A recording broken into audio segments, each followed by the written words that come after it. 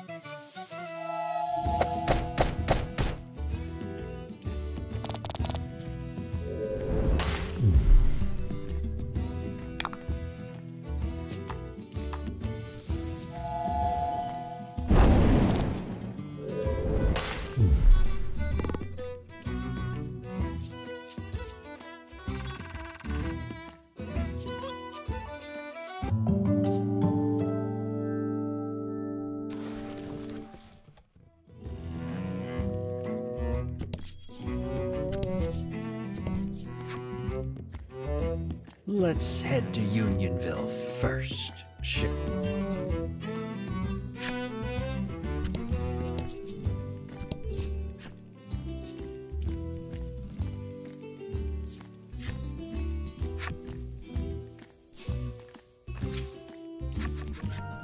You see something approaching from up ahead.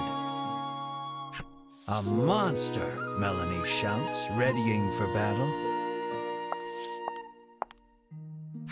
Mr. Flobby, get back here. It's dangerous out there, a young girl chides, taking the creature back to the village. It seems you've finally arrived at Unionville, a village where humans and monsters live together in peace. What a weird place, remarks Riddis lightheartedly. I like it. We aren't staying a moment longer than necessary, says an unsettled Melanie, her distaste for monsters plain on her face.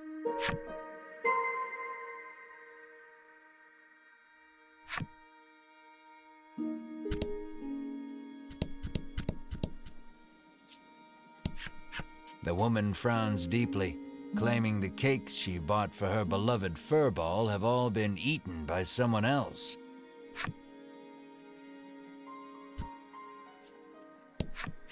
A quiet furball sits with crumbs around its mouth.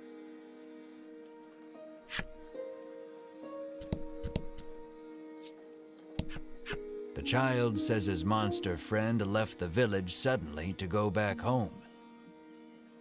He claims the headman told him that he could go home when he grew up too. The little orc child pouts, but I don't know where my home is.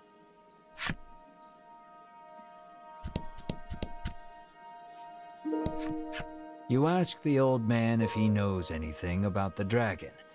No, sir, he answers. All I know is that it brings more trouble to this already troubled. But our headman is a wise and worldly man. He might know something, he remarks, pointing at a house not far away.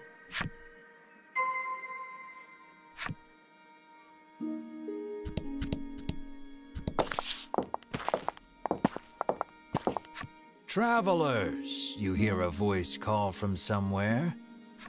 Down here, at thy feet, you look down to see a small clump of fur by your boots. The clump of fur speaks. I am Lappy, and I should like to journey forth with thee. Lappy the furball looks at you with amiable expectations.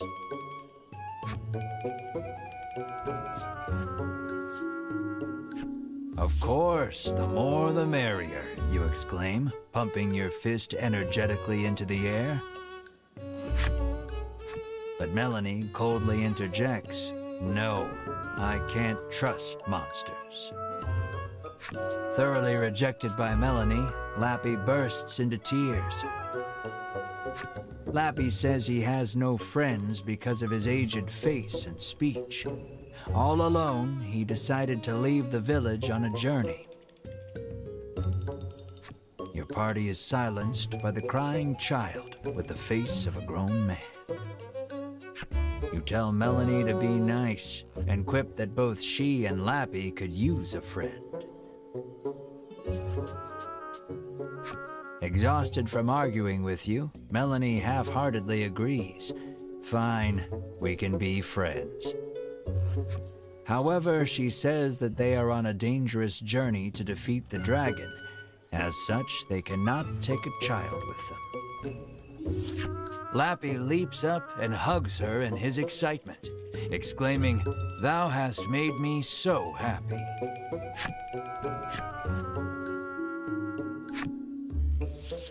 Till next time, Melanie says, peeling Lappy off of her and placing him on the ground.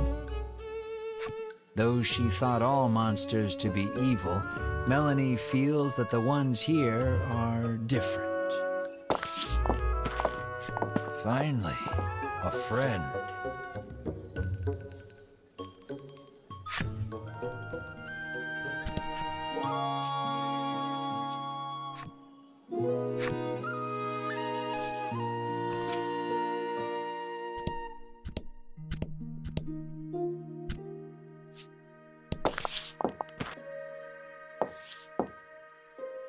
You bow, but before you can speak, the man suddenly introduces himself as the village headman.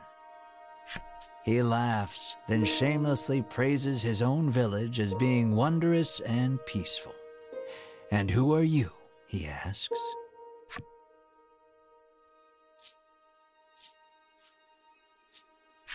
After explaining that you are on a quest to defeat the dragon, the headman invites you to rest your feet a bit in his village. He says that he had heard rumors of the dragon when he traveled the world. "You must be tired from your journey. Have a seat. I will have my chef prepare a feast," the headman says, then claps his hands twice to summon a stewardess.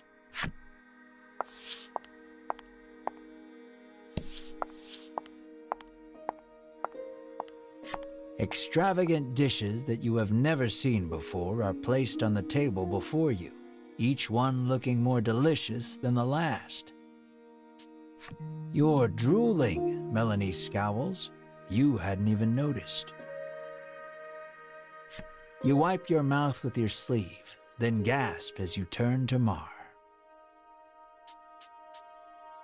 Perhaps in an attempt to hold himself back, Mar is gnawing on the table corner. There, we'll eat soon," you reassure Mar while gently stroking his head. The doors fly open in the next instant, and a girl runs in. With tears in her eyes, she tells you that her dear companion, Mr. Flobby the Slime, is missing. The headman's eyes go wide in surprise. "We must find that slime right away," he says anxiously. You are starving, but it doesn't look like you'll be able to partake of the feast before you because of Mr. Flobby's disappearance.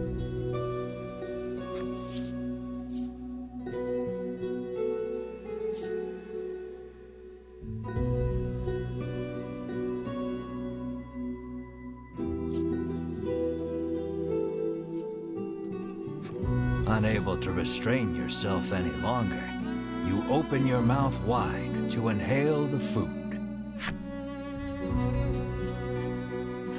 And you see Mar chewing on the table leg. You grab the savage Mar and hug him. "You'll get a tummy ache if you eat that," you tell him, both of you slowly coming to your senses. It appears the story has hit a standstill until you find the missing Mr. Flobby. You need to hear the whole story from the young girl.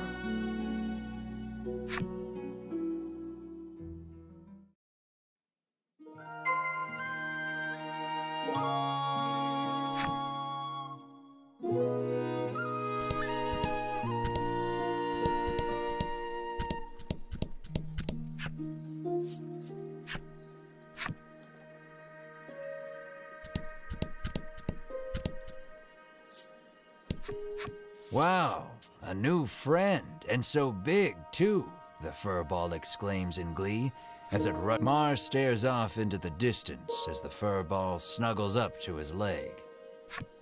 For some reason, Riddis joins in on the cuddling.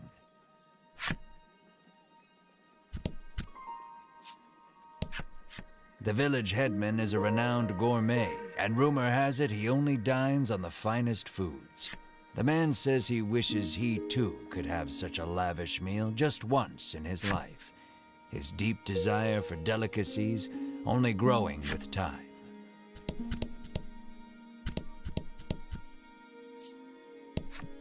The little goblin sulks as he gazes upon the withering flowers he tried so desperately to take care of. He looks at you with tears in his eyes, silently begging you for help.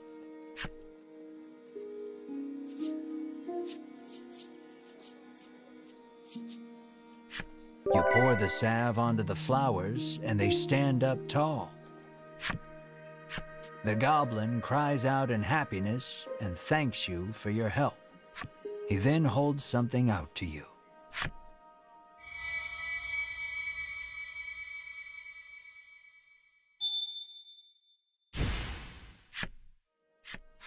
The goblin stares lovingly at the beautiful flowers and gobbles them up. Healthy flowers are the tastiest, he proclaims in glee. Did he grow those flowers just to eat them?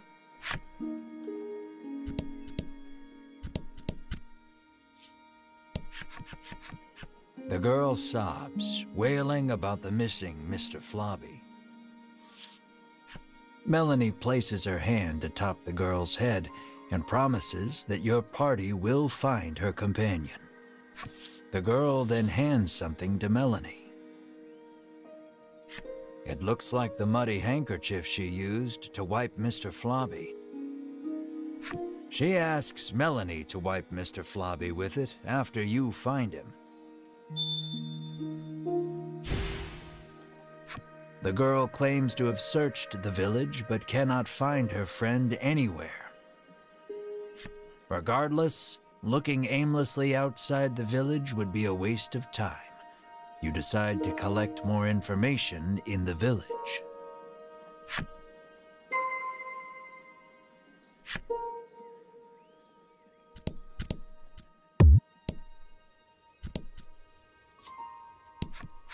A young boy wanders up to your group in wide-eyed wonder. You surmise his curiosity stems from the lack of travel. You realize you are right when he assails you with questions about your origins and adventures.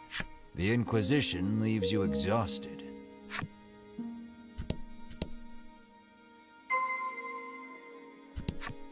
The goblin dutifully tends his flower bed, eagerly anticipating the day they bloom. It seems like the girl who left the headman's house ran away in tears. The elderly man says she cannot have gone far.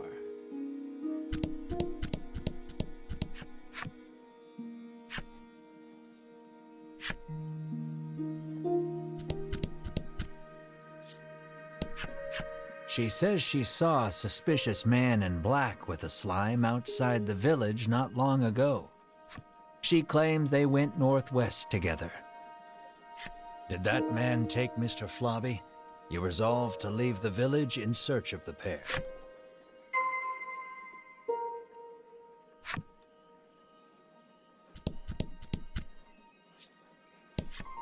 The little orc child is engrossed in a fairy tale.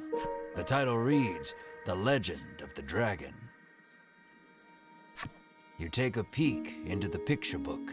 and come across a passage that piques your interest. To where, you wonder? Then recall that this is merely a fairy tale.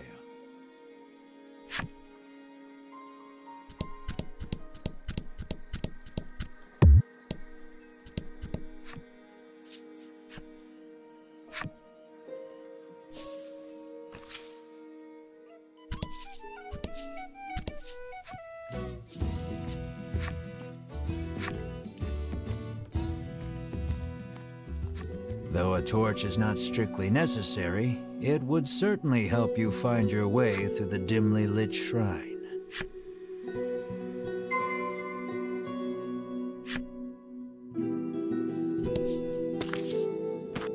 Your footing is obscured in the dimness of the shrine. You should probably proceed with caution.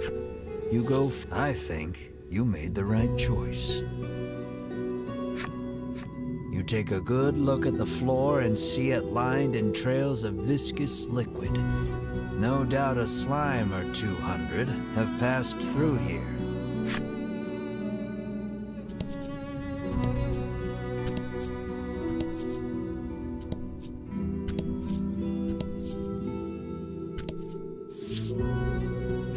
It looks like poor Mr. Flobby is being held captive by the mystery man.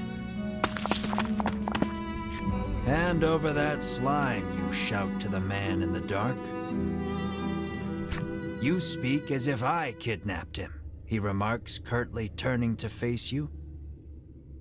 When your eyes finally adjust to the surrounding darkness, you realize the man's clothes look eerily similar to Melanie's. Melanie's mouth falls open in surprise. It seems the man has noticed Melanie as well. It looks like the two know each other.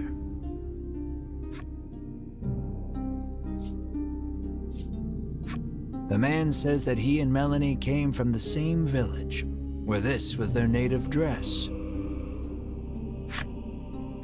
The man's revelation makes you realize that you know almost nothing about Melanie's past.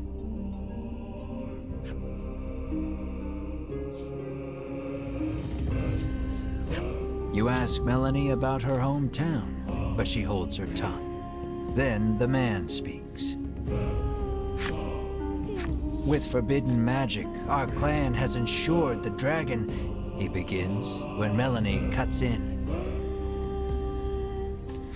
She rattles on about the man, telling you that he is Vince, a lunatic obsessed with the dragon.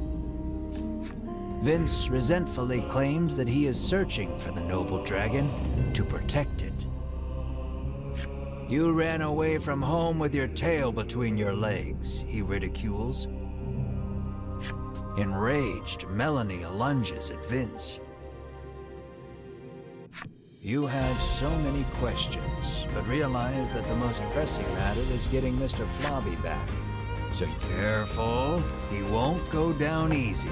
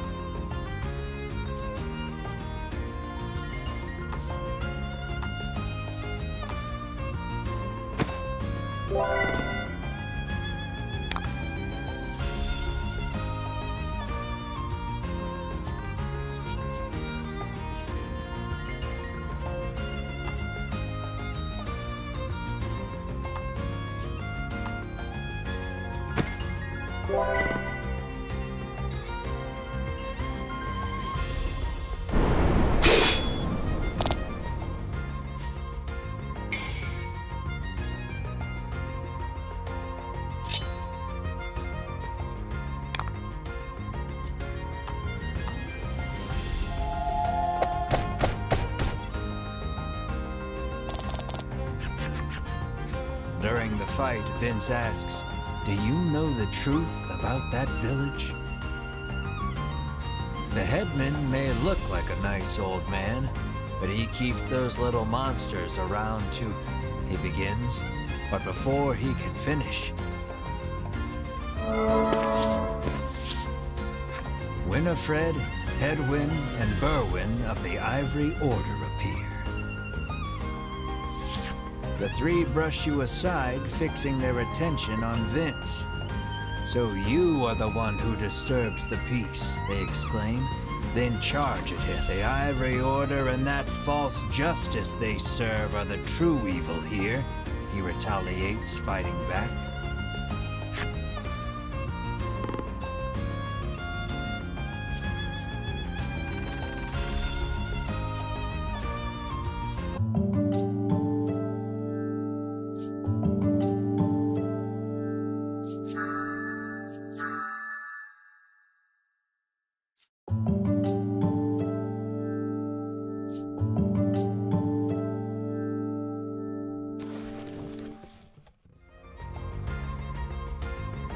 Seeing the two parties occupied with each other, you realize this is your chance to grab Mr. Flobby.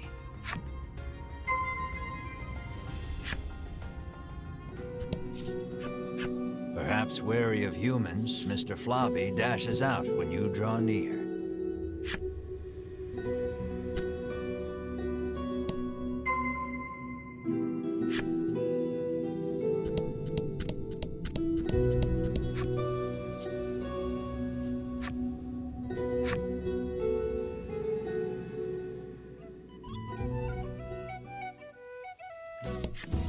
When you reach out to grab Mr. Flobby, he suddenly attacks. Lower Mr. Flobby's stamina to calm him down.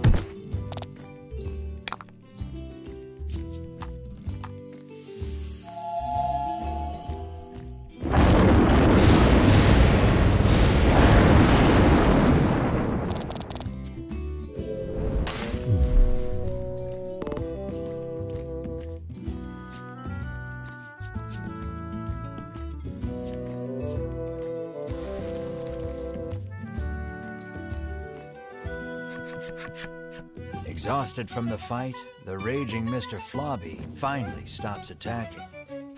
But it seems he hasn't yet come to his senses. He glares warily at your party.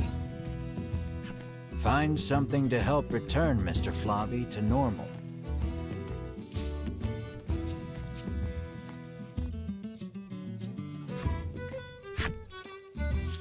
You wipe Mr. Flobby's mouth with the handkerchief you received from the girl.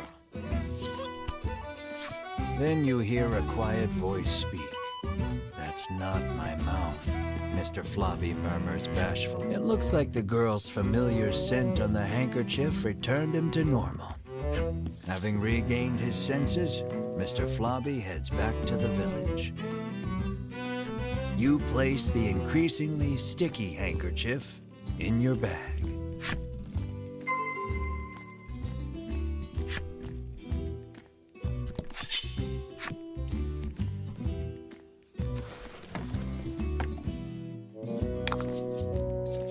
And fight.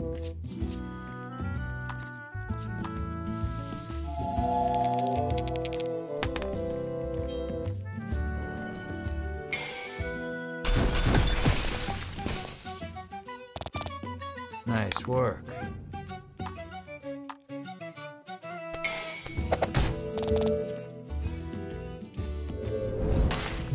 That was lucky.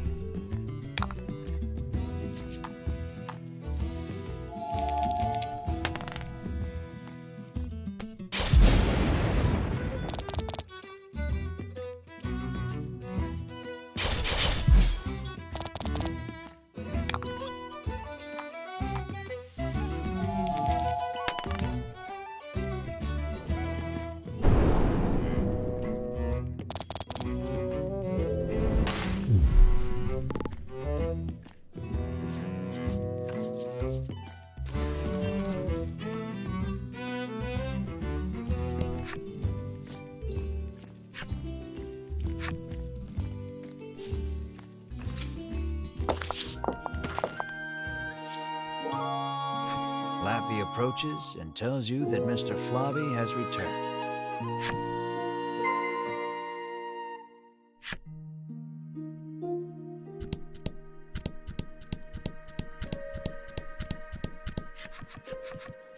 The girl is ecstatic that Mr. Floppy is finally back home. "I'm happy for you," Melanie says with a smile as she returns the handkerchief. The girl bows her head and thanks you deeply. Mr. Floppy looks as slimy as ever.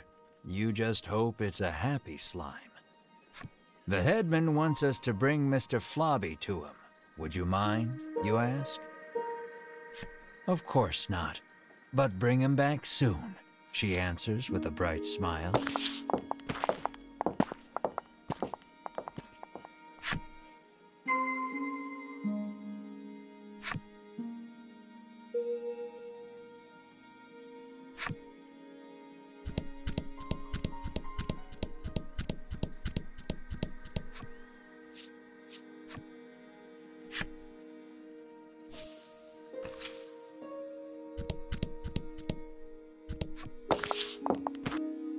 "I am so happy to see you safe and sound," the headman exclaims, giving Mr. Floppy a hug. You explain everything that happened, including the incident with Vince and the Ivory Order. He expresses his relief that the Order will be taking care of the criminal. He then thanks you for your hard work and instructs his stewardess to prepare dinner for your party.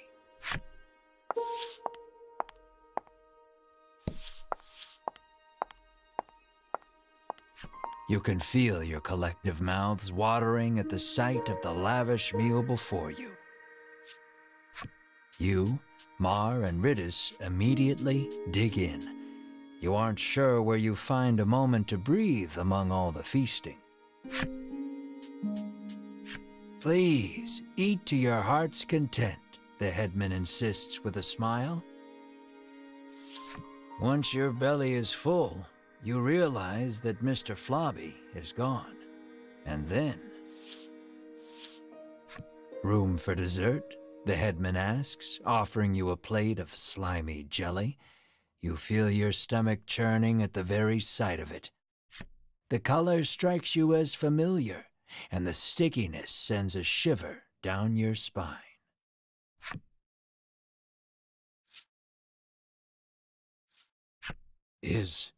Is this Mr. Floppy?" you ask the headman, your voice trembling in disbelief. The headman looks at you with a plain expression, one that holds no malice. "Is that a problem?" he questions back. "This dish is a masterpiece," he remarks with a light-hearted chuckle as he gazes at the jelly. "And I have you brave heroes to thank for it. Had you not brought that slime back, we would not be able to enjoy this exquisite dessert."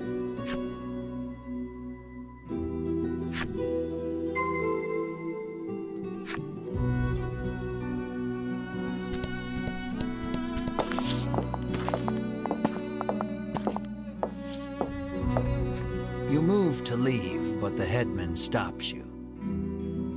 "I try to get my meat while it's still young and tender, but at least your pet is very plump," he remarks, licking his lips. He points at Mar and asks, "Would you consider leaving that creature here with me?"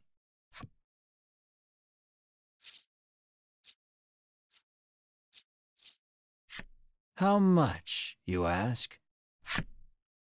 "As much as you desire," he answers, and then... You grab the headman by his lapels, hands trembling in fury.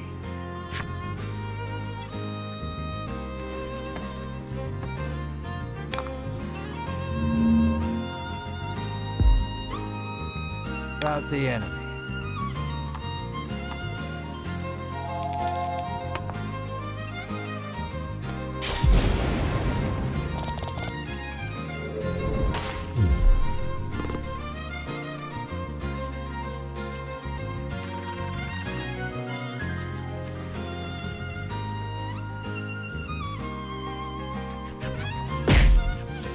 pummel the headman with all your might. Curled up on the ground, the headman groans in pain, but insists that monsters were meant to be eaten. You hug Mar tightly, reassuring him that you will not hand him over to anyone.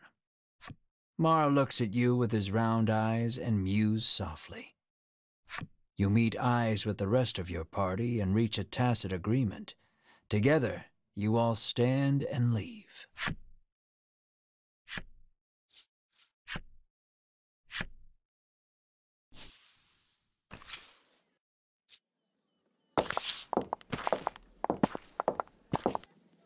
As you are about to leave the headman's house, though, the old man suddenly charges at you from behind.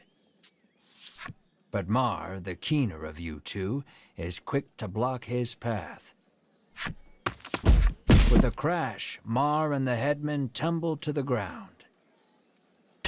From the headman's hand falls a small blade. It clatters to the ground, covered in blood.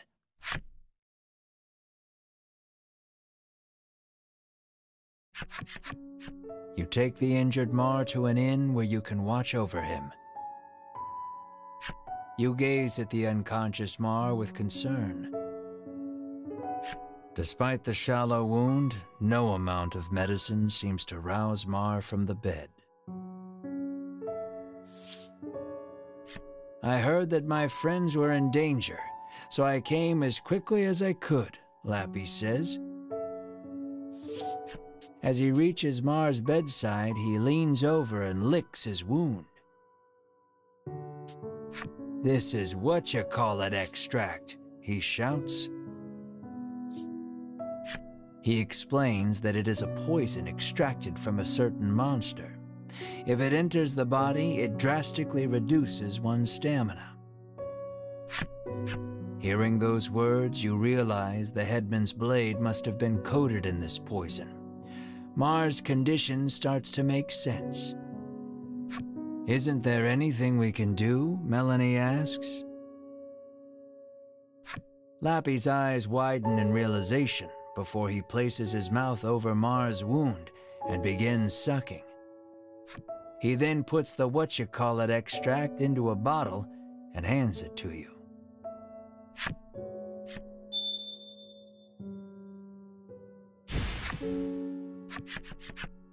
Lappy says that if you follow the road south of the village, you will reach Shoreland. He tells you to give the extract to the famous nutritionist there.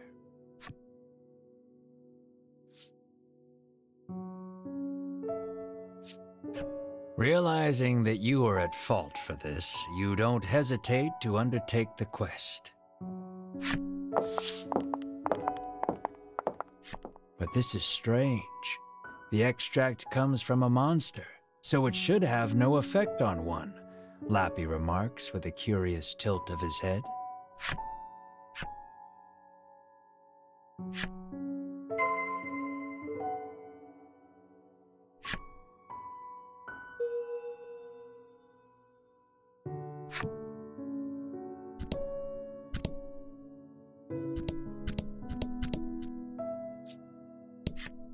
"I thought a beast of that size would eat us out of house and home," she remarks, no doubt talking about Mar.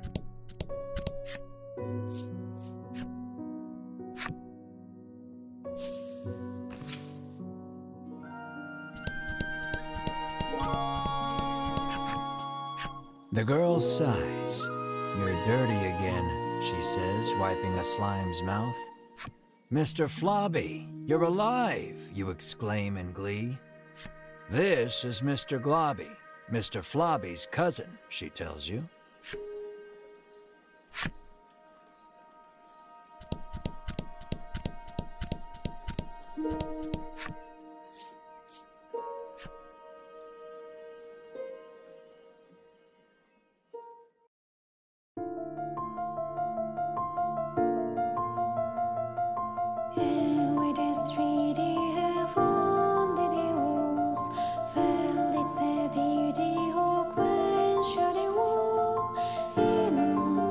To